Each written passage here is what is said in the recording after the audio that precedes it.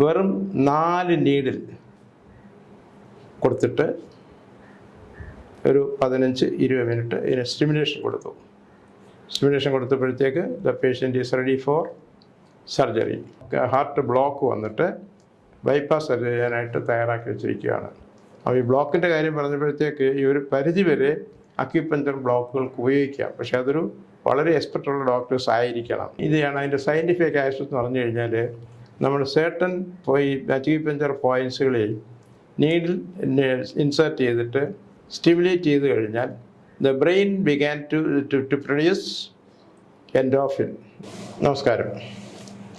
ഇത് നമ്മൾ പ്രധാനമായിട്ട് പറയാൻ പോകുന്നത് ഒരു മിറക്കിൾ സിസ്റ്റം ഓഫ് മെഡിസിനാണ്. അതിൻ്റെ പേര് അക്യുപഞ്ചർ എന്നാണ് പറയുന്നത്. അതിൻ്റെ മിറക്കിൾസ് എന്താണെന്ന് ചോദിച്ചു കഴിഞ്ഞാൽ മറ്റ് വൈദ്യശാസ്ത്രങ്ങളെ കൊണ്ട് പറ്റാത്ത കാര്യങ്ങൾ ആണ് അക്യുപഞ്ചറിൻ്റെ ഒരു പ്രത്യേകത. അക്യുപഞ്ചർ എന്ന് പറയുമ്പോഴത്തേക്ക് ആൾ വിചാരിക്കൊരു നിസ്സാര കാര്യം.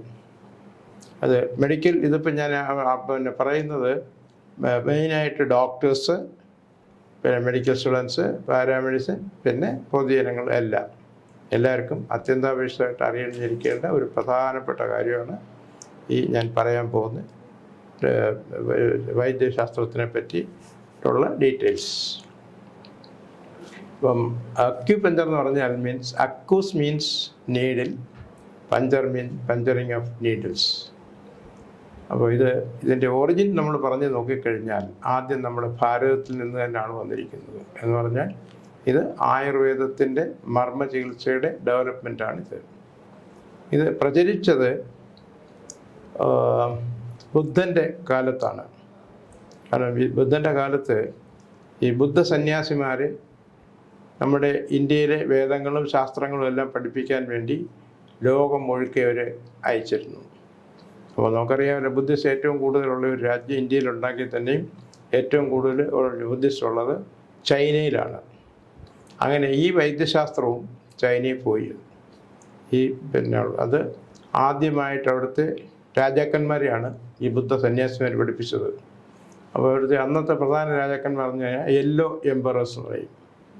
അപ്പോൾ ഞാൻ ഇത് പറയുന്നതിൻ്റെ കാരണം നമ്മളിതിൻ്റെ ഒറിജിൻ അറിയുന്നത് ഒരു വളരെ അത്യാവശ്യ കാര്യമാണ്. എന്ന് പറഞ്ഞാൽ നമ്മുടെ ഭാരതീയർ അത്ര മോശം ആയിരുന്നില്ല. എന്ന് പറഞ്ഞാൽ നമ്മുടെ ഭാരതത്തിൻ്റെ പിന്നെ ഏറ്റവും വലിയ വൈദ്യശാസ്ത്രം എന്ന് പറഞ്ഞു കഴിഞ്ഞാൽ ആയുർവേദമാണ്. Ayur means life, veda means science. That's the first life science in the world എന്നാണ് അറിയപ്പെടുന്നത്. ഇവരിത് പോയി പഠിപ്പിച്ചിട്ട് ചൈനയിലുള്ള രാജാക്കന്മാരാദ്യം പഠിച്ചതുകൊണ്ട് അവിടെ ഇത് അന്ന് തൊട്ട് ഏകദേശം ഇപ്പോൾ തന്നെയും ഇത് എല്ലാ പൊതുജനങ്ങൾക്കും ഫ്രീ ട്രീറ്റ്മെൻറ്റ് തന്നെയാണ്. നമുക്ക് ചൈനയുടെ കാര്യം അറിയാമല്ലോ.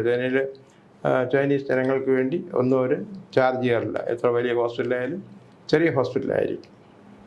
ഇതിൻ്റെ അത്ഭുതം എന്ന് പറഞ്ഞു കഴിഞ്ഞാൽ ഇതിൻ്റെ ആക്ഷൻ എന്ന് പറയുമ്പോഴത്തേക്ക് ഇത് പ്രവർത്തിക്കുന്നത് ബ്രെയിൻ ആൻഡ് നെർവസ് സിസ്റ്റം എന്ന് പറഞ്ഞാൽ തലച്ചോറിലും ഞരമ്പുകളിലുമാണ് ഇതിൻ്റെ പ്രധാന ആക്ഷൻ. പിന്നെ അതുപോലെ തന്നെ എല്ലാവിധ ശാരീരികവും മാനസികവുമായ രോഗങ്ങൾക്ക് ഇത് വളരെ അത്യുത്തമമാണ്.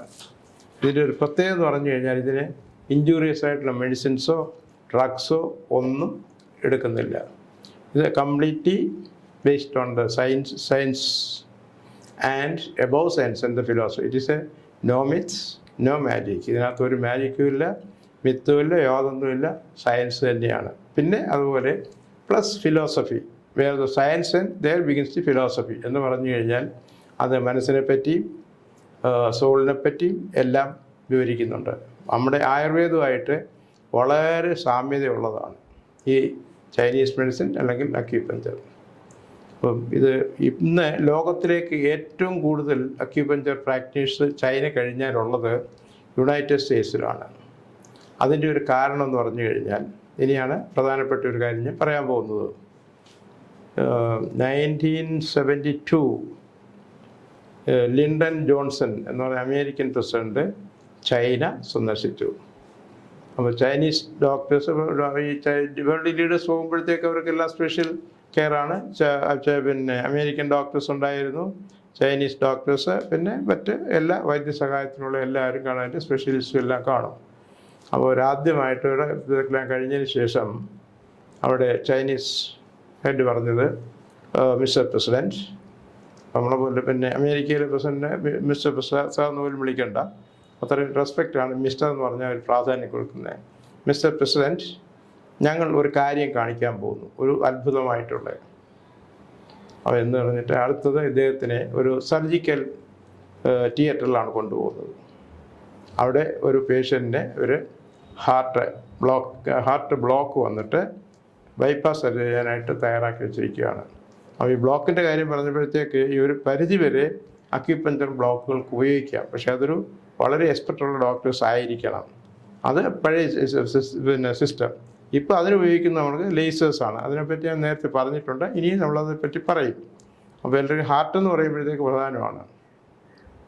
അപ്പോൾ ഈ പേഷ്യൻറ്റിനെ അവർ ചെയ്തെന്ന് പറഞ്ഞു കഴിഞ്ഞാൽ വെറും 4 നീഡിൽ കൊടുത്തിട്ട് ഒരു 15-20 മിനിറ്റ് ഇതിന് സ്റ്റിമുലേഷൻ കൊടുത്തു. സ്റ്റിമുലേഷൻ കൊടുത്തപ്പോഴത്തേക്ക് the patient is ready for surgery. പക്ഷേ അത് ബോധം കെടുത്തേണ്ട ആവശ്യമില്ല. അതാണ് അതിൻ്റെ ഒരു പ്രത്യേകത. The patient is conscious throughout the surgery but doesn't feel the pain. ഇപ്പോൾ ഒരു പേഷ്യൻ്റ് അതിൻ്റെ ഒരു പ്രത്യേകത എന്ന് പറഞ്ഞാൽ എൻ്റെ സയൻറ്റിഫിക് ആസ്പെക്ട് ഞാൻ പിന്നെ പറയാം. അപ്പോൾ ഇത് കണ്ടിട്ട് പിന്നെ ഇത് സർജറി തന്നെ കാണാൻ ധൈര്യം ഉണ്ടോയെന്ന് പിന്നെ പ്രസിഡന്റ് ലിൻഡൻ ജോൺസൺ കുഴപ്പമില്ല, ഞാൻ കണ്ടോളാം എന്ന് പറഞ്ഞു. എന്നിട്ട് പുള്ളിയെ കൂടെ നിർത്തിയത് കാണിച്ചു കൊടുത്തു, പിന്നെ പുള്ളിയുടെ ഗ്രൂപ്പിലുള്ള ഡോക്ടേഴ്സിനെയും. അപ്പോൾ ഈ പേഷ്യൻറ്റിനെ ഒരു 4 നീഡിൽ കൊടുത്ത് ഒരു 15 മിനിറ്റ് അല്ലെങ്കിൽ 20 മിനിറ്റ് സിമുലേഷൻ കൊടുത്തപ്പോഴത്തേക്ക് ആ പേഷ്യൻ്റ് ശരീരത്തിൽ തൊട്ട് കഴിഞ്ഞാൽ വേദന അറിയുന്നില്ല. അപ്പോൾ അത് ആദ്യത്തേത്. അത് കഴിഞ്ഞിട്ട് പിന്നെ അവർ സർജറി സ്റ്റാർട്ട് ചെയ്തു. എന്നിട്ട് ആദ്യമേ പറഞ്ഞു ഈ പേഷ്യൻറ്റിനെ നമ്മൾ പേഷ്യൻറ്റിനെ ബോധവാനാക്കണം. കാരണം സർജറി ചെയ്യുന്ന എല്ലാവർക്കും അറിയാം. പിന്നെ അതുകൊണ്ട് ഒരു പകുതി ആകുമ്പോഴത്തേക്ക് ചാടി എണീക്കുകയും ചെയ്യാൻ പാടില്ലല്ലോ, വേദന അറിയത്തില്ല. പക്ഷെ എന്നാലും ഇതൊരു മേജർ സർജറി അല്ലേ. ചില പേഷ്യൻസിനെ ഈ സർജറി കാണണമെങ്കിൽ അവർ സ്ക്രീൻ വെച്ചിട്ടുണ്ട്, കടന്നുകൊണ്ട് തന്നെ അവരുടെ സർജറി കാണാം. The patient is conscious throughout the surgery but doesn't feel the pain. അതിൻ്റെ ഒരു പ്രത്യേകത എന്ന് പറഞ്ഞു കഴിഞ്ഞാൽ ഡോക്ടറുമായിട്ട് വർത്തമാനം പറയാം, വെള്ളം കുടിക്കാം, പിന്നെ അത്യാവശ്യം വിശപ്പുണ്ടെങ്കിൽ ഫ്രൂട്ട്സും കഴിക്കാം. പക്ഷേ ഇത് major surgery is going on. അത് brain surgery, bypass surgery, any part of the surgery. അതിൻ്റെ ഒരു പ്രത്യേകത, അതിൻ്റെ ഒരു ഇതാണ് അതിൻ്റെ സയൻറ്റിഫിക് ആസ്പെക്ട് എന്ന് പറഞ്ഞു കഴിഞ്ഞാൽ നമ്മൾ സേർട്ടൺ അക്യുപഞ്ചർ പോയിൻറ്റ്സുകളിൽ നീഡിൽ ഇൻസേർട്ട് ചെയ്തിട്ട് സ്റ്റിമുലേറ്റ് ചെയ്ത് കഴിഞ്ഞാൽ the brain began to produce endorphin. അത് എൻഡോഫിൻ തിയറി, അത് ഈ മെഡിക്കൽ ഡോക്ടേഴ്സിന് എല്ലാവർക്കും പറ്റും, പ്രത്യേകിച്ച് ന്യൂറോളജിസ്റ്റ്. ഞാൻ ഈ പറയുന്നത് ന്യൂറോളജിസ്റ്റിന് വളരെ എഫക്റ്റീവാണ്, അതുപോലെ തന്നെ സർജൻസിനും. അപ്പോൾ ഇദ്ദേഹം ഇത് കണ്ടിട്ട് ഭയങ്കര അതിശയമായി. കാരണം പേഷ്യൻ്റ് ഡോക്ടർ പിന്നെ പ്രസിഡൻ്റുമായിട്ട് വർത്തമാനം പറയുന്നു, സർജറി ഡോക്ടർമാരായിട്ട് വർത്തമാനം പറയുന്നു, പിന്നെ അവർക്ക് വെള്ളം കുടിച്ച് അവർ വന്നതുകൊണ്ട് ഫ്രൂട്ട്സും കൂടെ കഴിപ്പിച്ച് കാണിച്ചു കൊടുത്തു. അപ്പോൾ ഇദ്ദേഹത്തിന് വളരെ അതിശയമാണ്. ഇതൊരു മിറക്കിൾ തന്നെയാണ്. കാരണം നമ്മളൊരു പേഷ്യൻ്റ് സർജറി ചെയ്യണമെന്നുണ്ടെങ്കിൽ അനസ്തേഷ്യ വളരെ പ്രധാന ഘടകമാണ്. അപ്പോൾ അനസ്തേഷ്യ കൊടുത്തെന്ന് പറഞ്ഞു കഴിഞ്ഞാൽ അത് മെഡിക്കലായിട്ട് നമ്മൾ പറയുന്നത് ഇറ്റ് ഈസ് മെഡിക്കലി ഡെത്ത് എന്നാണ്. ഒരു മരണത്തിന് തുല്യമായിട്ടാണ് ജനറൽ അനസ്തേഷ്യ കൊടുക്കുമ്പോൾ പേഷ്യൻ്റ് കിടക്കുന്നത്. അപ്പോൾ പിന്നെ അതുപോലെ തന്നെ ഓരോ ആളുകൾ ചെല്ലുമ്പോഴത്തേക്ക് തന്നെ ഈ പേഷ്യൻറ്റിനെ അറിയാൻ സാധിക്കും. ഓരോ ആളെന്ന് പറയുമ്പോഴത്തേക്ക് സർജിക്കൽ തിയേറ്റർ അതിന് പ്രിപ്പയർ ചെയ്തിട്ടുള്ള സർജനും പിന്നെ അസിസ്റ്റൻറ്റ് ഡോക്ടേഴ്സും പിന്നെ നഴ്സസും ഒക്കെ കാണുകയുള്ളൂ. അപ്പോൾ ഇവരുടെ അടുത്തെല്ലാം വർത്തമാനം പറയും. ഇതെല്ലാം പ്രസിഡൻറ്റിനെ കാണിച്ചു കൊടുത്തു. പുള്ളിക്ക് വളരെ അതിശയമായി. അപ്പോൾ ഇതിൻ്റെ എൻഡോഫിൻ തിയറി പഠിച്ചു കഴിയുന്ന ഡോക്ടർമാർക്ക് അല്ലെങ്കിൽ അറിയാവുന്നവർക്ക് ഇതിനെപ്പറ്റി അറിയാൻ പറ്റും തീർച്ചയായിട്ടും. നാസ സയൻറ്റിസ്റ്റ് വരെ ഇതെങ്ങനെയാണ് വർക്ക് ചെയ്യുന്നു എന്നുള്ളത് സയൻറ്റിസ്റ്റിനെ വരെയും ഈ ചൈനീസ് ഡോക്ടേഴ്സ് പഠിപ്പിച്ചിട്ടുണ്ട്. അപ്പോൾ അവർ തന്നെ, കാരണം നമ്മൾ എന്തെല്ലാം ഉണ്ടെങ്കിൽ തന്നെയും ഇതിൻ്റെ എക്യുപ്മെൻറ്റ്സ് അതെല്ലാം ഉണ്ടാക്കേണ്ടത് ഈ പിന്നെ സയൻറ്റിസ്റ്റാണ്. ഇപ്പോൾ നമ്മളിപ്പോൾ സ്കാനിന് ഉപയോഗിക്കുന്നു, അവർ എത്ര കുറഞ്ഞാലും കൂടുതലായാലും മെഡിക്കൽ സയൻറ്റിസ്റ്റാണ് ഇതെല്ലാം ഉണ്ടാക്കുന്നത്. അപ്പോൾ ഇതിൻ്റെ ഒരു പ്രത്യേകത, ഇതിൻ്റെ അഡ്വാൻറ്റേജ് എന്ന് പറഞ്ഞു കഴിഞ്ഞാൽ ഇപ്പോൾ സർജറി കൊടുക്കുമ്പോൾ സർജിക്കൽ അനസ്തേഷ്യ കൊടുക്കുമ്പോൾ അനസ്തെറ്റിക് കോംപ്ലിക്കേഷൻ അവിടെ ഉണ്ടാവും. അപ്പോൾ ഇത് അനസ്തെറ്റിക് കോംപ്ലിക്കേഷൻ ഇല്ല, കാരണം അനസ്തേഷ്യ ഇല്ലല്ലോ. പിന്നെ അത് മാത്രമല്ല, ഏതെങ്കിലും ഒരു പാർട്ട് ഈ പ്രോബ്ലം വരികയാണെങ്കിൽ അല്ലെങ്കിൽ കാര്യം മരവിക്കുന്നു, തളർന്നു പോലെ തോന്നുന്നു എന്ന് പറഞ്ഞു കഴിഞ്ഞാൽ സർജൻ്റെ അടുത്ത് പറയാം. അപ്പോൾ സർജന് അത് നോക്കിയിട്ട് ആ സൈറ്റ് ചെറിയൊരു ചേഞ്ചസ് വരുത്തി കഴിഞ്ഞാൽ അത് മാറും. അപ്പോൾ അതാണ് അതിൻ്റെ ഒരു പ്രത്യേകത. ഇത് വളരെ ആഡിയോ വിഷ്വലായിട്ട് എല്ലാ ആളുകൾക്കും കാണിച്ചു കൊടുത്തിട്ടുള്ളതാണ്, ചൈന ഒഴികെ ലോകം ഒഴികെ, അത് മീഡിയയിൽ കൂടി. അപ്പോൾ ഈ പ്രസിഡൻ്റ് എന്ത് ചെയ്തു, തിരിച്ച് വന്ന് അമേരിക്ക വന്നിട്ട് ഒരു എയ്റോപ്ലെയിൻ നിറച്ച് ഡോക്ടേഴ്സിനെ ചൈനയിൽ അയച്ചത് പഠിക്കാൻ. അവരവിടെ താമസിച്ച് പഠിച്ച് തിരിച്ചു വന്നിട്ട് അമേരിക്കയിലെ ഒരു മെഡിസിൻ്റെ പാർട്ടായിട്ട് തന്നെ അതിനെ മാറ്റിയെടുത്തു.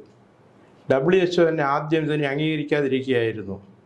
എന്നിട്ട് ഏകദേശം ഇതിൻ്റെ സയൻറ്റിഫിക് ആസ്പെക്ട്സ് എല്ലാം നോക്കിയതിന് ശേഷമാണ് അക്യുപഞ്ചർ സിസ്റ്റത്തിനെ WHO, അമേരിക്കയിലെ food and drug administration FDA അംഗീകരിച്ചിട്ടുള്ളത്. ഇപ്പം അതുകൊണ്ട് ഏറ്റവും കൂടുതൽ പ്രാക്ടീസ് ചെയ്യുന്നത് ചൈന കഴിഞ്ഞാൽ അമേരിക്കയിലാണ്.